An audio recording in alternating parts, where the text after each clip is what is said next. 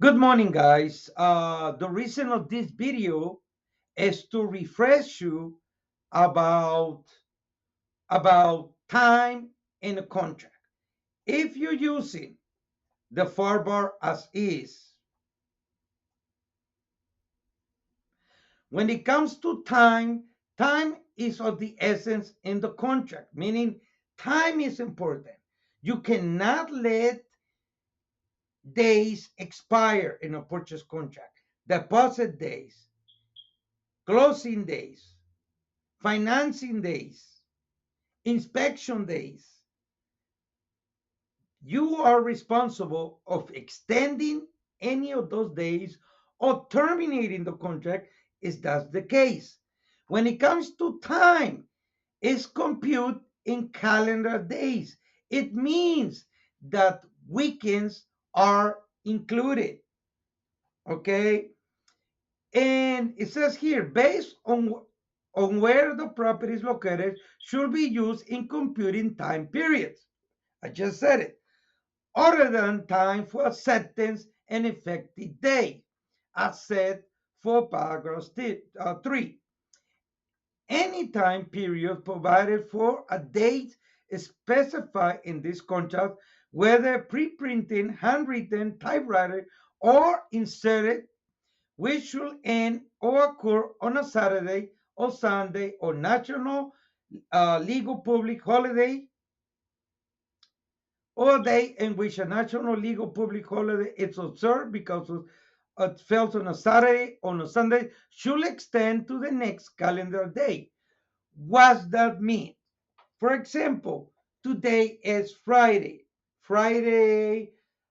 February 21st, and you have your effective day, and that is the reason I create this contract. Your effective day is February 21st, meaning today. Today is your first day, and you have 3 days to make your $5,000 deposit. So today is your first, Saturday 2, Sunday 3, but because the last day fell on a Sunday, it rolls over to Monday. So Monday is your last day to make the deposit. Understand that you, the agent, is 100% responsible that your client makes that deposit. If your client, you have to be on top of your client that makes the deposit. Let's say Sunday, your client still have not made the deposit on Monday. It rolls to Monday. In writing, you communicate to the buyer, Mr. Buyer, I need to know if you're going to make the deposit today. If not, I'm going to submit a cancellation. Why? Because it's not, you, the realtor, are the responsible for the deposit. That's one. But let's say Monday is a holiday. So it rolls over to Tuesday because holidays are also rollovers. Okay? So now, that's for the first deposit. But then you have an additional deposit of 5,000 in 10 days. So as we use the calendar, as we use a calendar,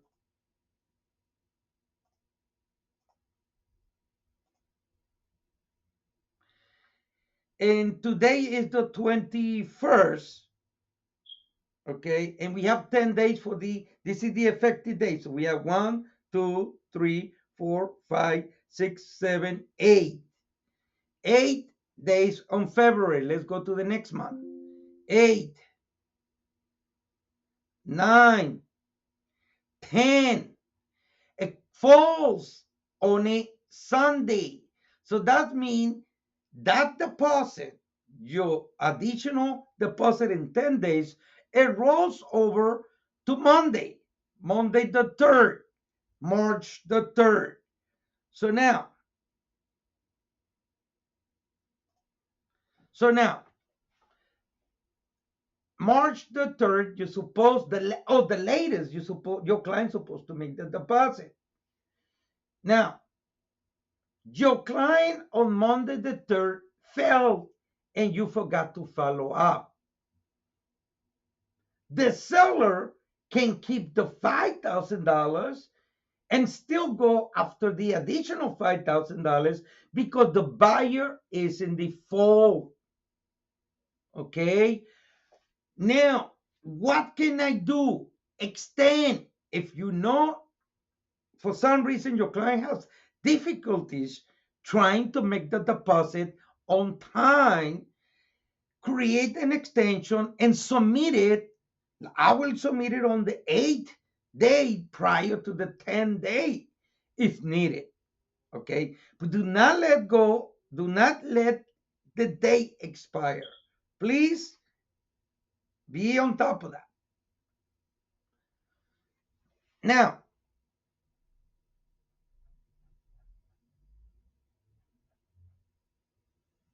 oh, this offer is cash.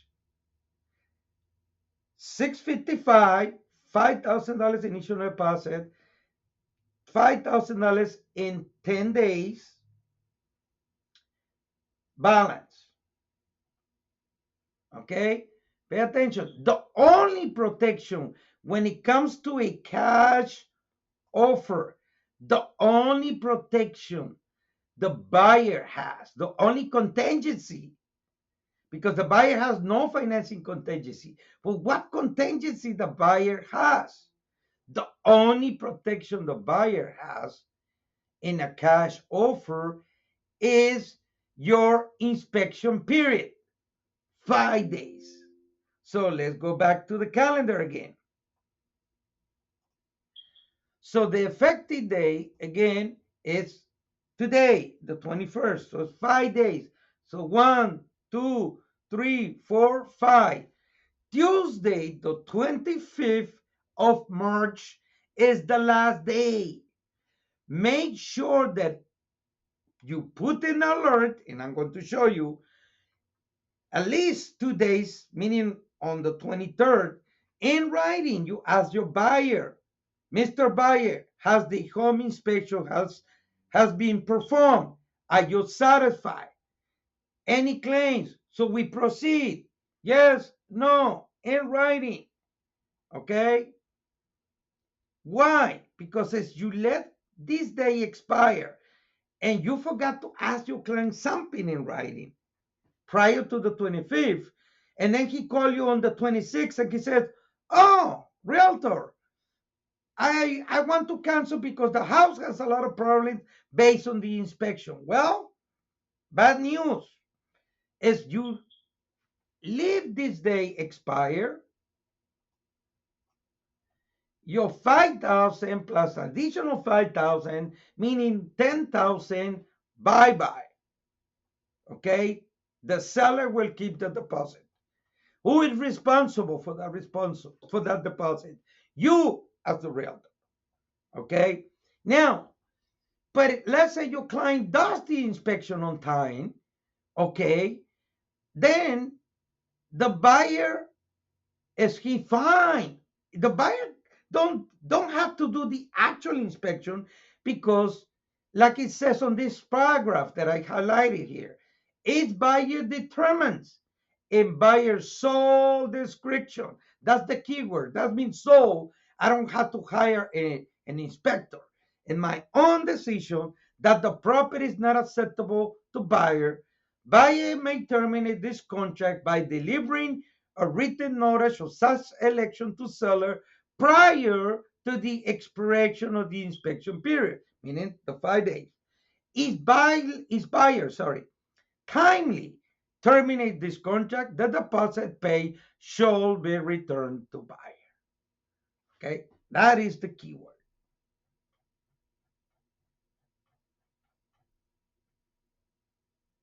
I already explained time. Escrow. I just want to go in that part. Escrow, line 477. Escrow closing procedure. And I just want to talk a little bit about this.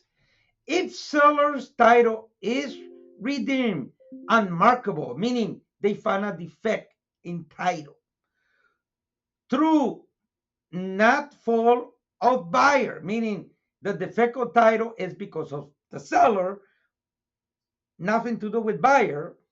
Buyer should, within 10 days period, notify seller in writing of the defect. Meaning, when they send you the title commitment, it's if they find some clause on the title, you have 10 days, you as a realtor, to submit that back to the listing agent and say, hey, there is a clause in title, it needs to be cured.